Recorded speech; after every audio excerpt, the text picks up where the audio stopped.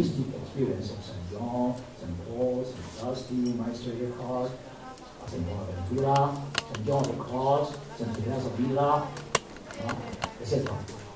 For example, St. Teresa writes, "Take, O Lord, my loving heart. See, I yield to thee whole, with my body, life, and soul, and my nature's every part. Sweetest spouse, my life, thou art. I have given myself to thee. What wilt thou have done with me?" So, expressing this pious prayer, this loving dialogue is the highest form of mystic experience. In everyday religious life, prayer, singing, petition, etc. are also forms of dialogue. Then in the experience of silence, emptiness, and darkness of soul, there is a waiting for dialogue. And at last, loving dialogue with God is the highest form of mystic communion. However, mystic experience, if we are privileged to have it, is only a moment of our life. In this sense, it is rare in comparison with our everyday experience. It is always necessary for mystic masters to enter into everyday life and pray, sing, and dialogue.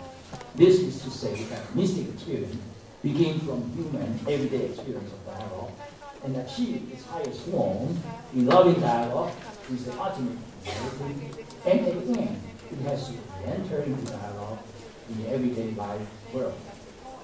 Now, representability, second question. By representation, I mean, always the prepositions, I mean images, impressions, concepts, mental and linguistic constructs, theories, and so on, which represent or express our direct experience of reality. In our ordinary cognitive experience, representations such as image, concept, and theories plays an important role in our acquisition and assimilation of knowledge. Nevertheless, only by some positive intuition of God and debate of time, Heidegger propounded truth and manifestation instead of truth and correspondence. Gabriel Marcel propounded presence and anticipation. Mo Zhongshan affirmed human intellectual intuition. Now, my question is mystic experience non-representation and non-discursive both in nature and in expression? Does mystic experience not only transcend all representations and discourses in nature, but is it also unfathomable beyond all language and expression? First of all, we should say that mystic experience is beyond all representations by its nature. This applies to both the Christian experience of transcendence and the Chinese experience of spiritual transformation. In his Confessions, for example, Augustine described having a mystic experience together with his mother St. Monica, who leaned out of the window looking into the garden. Their souls, all of a sudden, flew over old things, old habits, before returning to the place deep in their soul.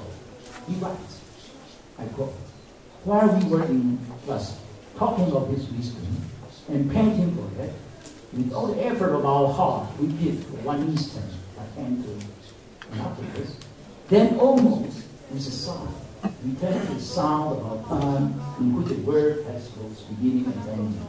Then they said, if to any man the tumult of flesh grows silent, silent image of earth and sea and air, and if the heavens grow silent and the very soul grows silent to herself and by not thinking of self, multiplied beyond self, your dreams and imagined visions grow silent, and every term and every sign whatsoever is transient.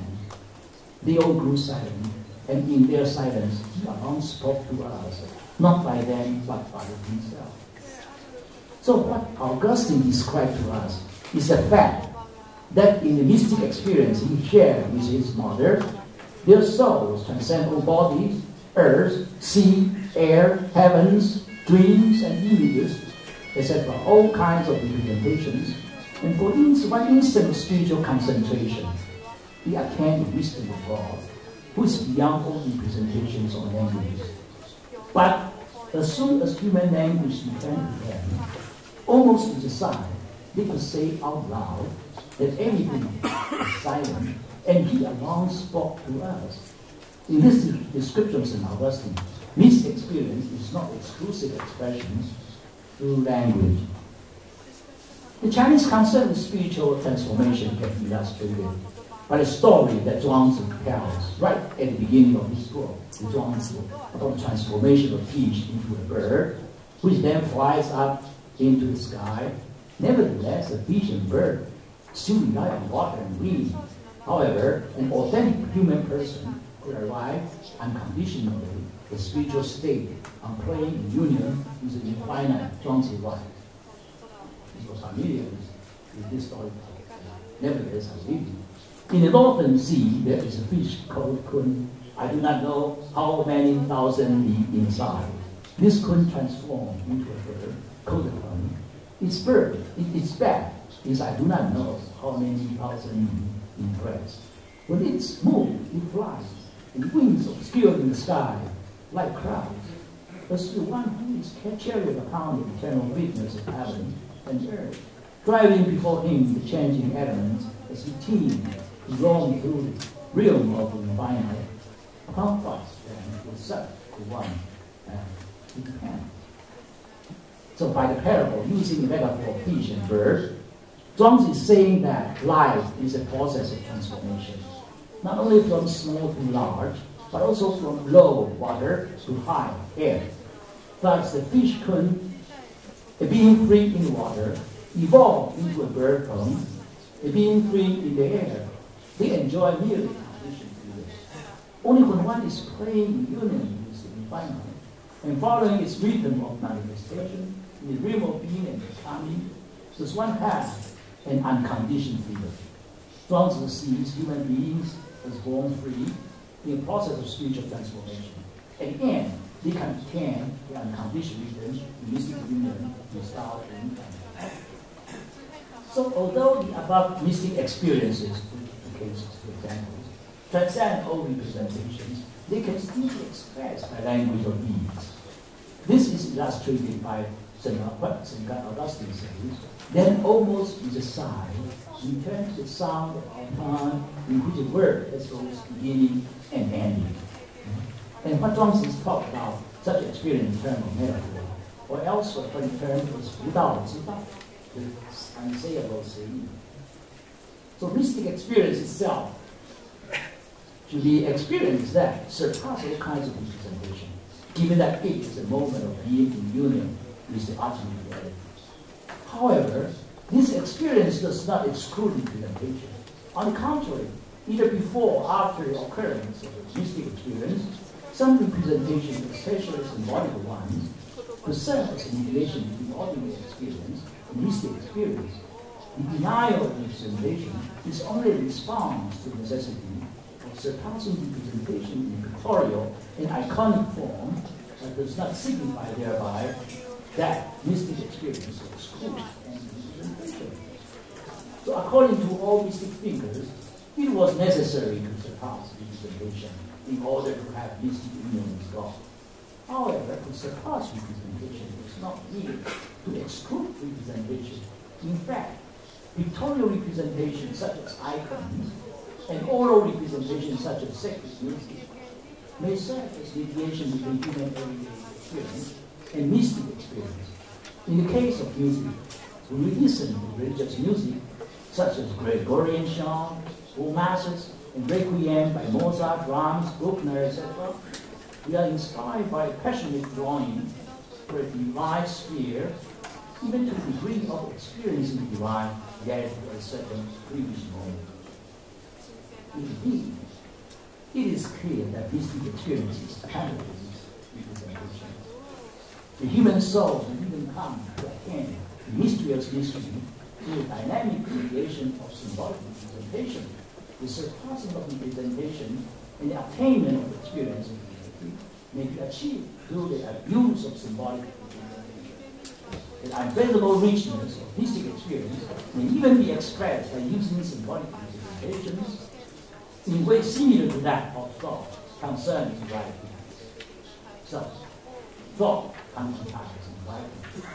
So this is the metaphysical and epistemological condition upon which it is possible for us to study mysticism or to say anything about mysticism. Now the last question about body. Many mystic masters affirm the necessity of surpassing human sensibility, even to the extent of asceticism, in such a way that the role of human body seems to be minimized. In this context, we have to ask, is there any positive role for the human body in mystic experience? As I see it, the spiritual exercise of any religious practice requires a radical negation of body with those neat manners of asceticism, even masochism. It's a token of weakness of one's soul, not a showcase of strength or wealth, so as to be assured of its own strength by the negation of body, the gift from God was not. This negation presupposes on the ontological level a body-mind dualism, on the moral level the negation of human desire for a life of sanity, and on the theological level the misunderstanding of the doctrine of incarnation. So, however, even without the above presuppositions, we can still take the surpassing of body and ascetic practice merely as methodological necessity.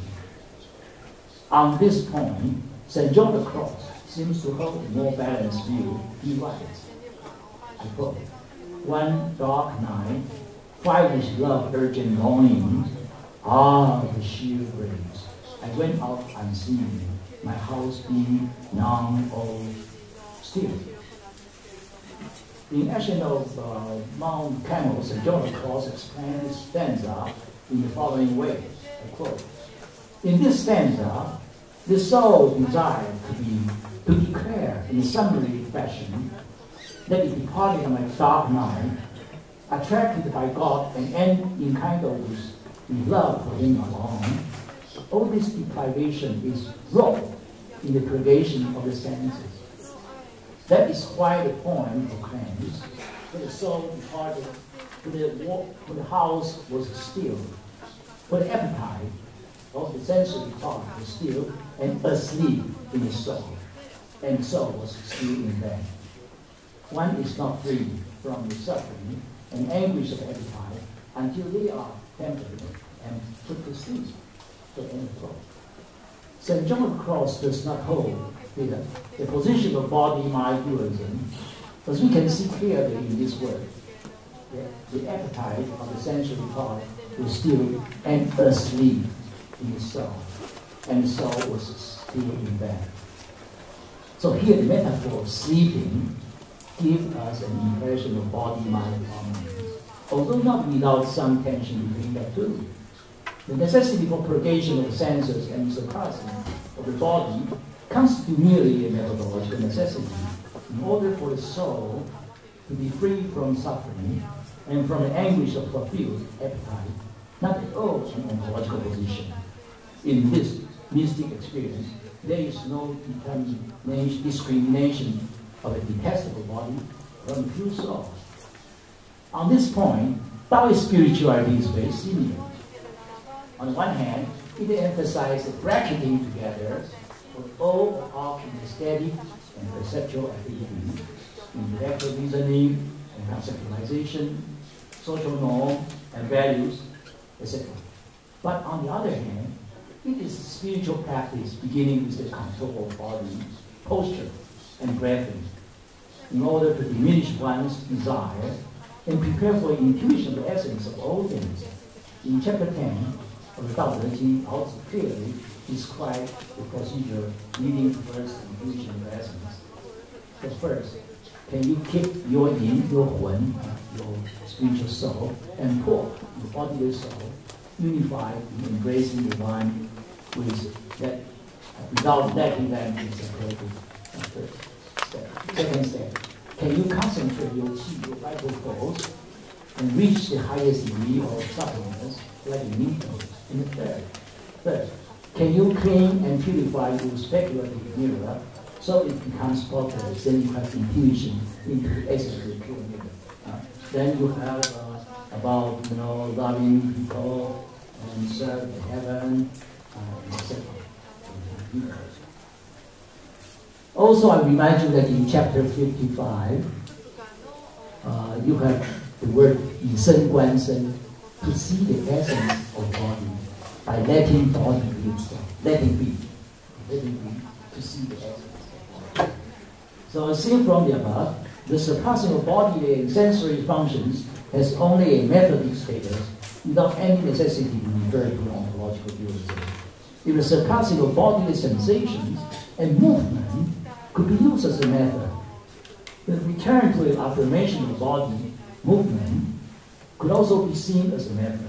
This possibility belongs and brings to light an ontological meaning of body-mind meaning. So, at the end, my conclusion. So from the above philosophical reflections on comparing Christian mysticism and Chinese spirituality, we can clearly see that those traditions show a common concern with the experience of ultimate reality.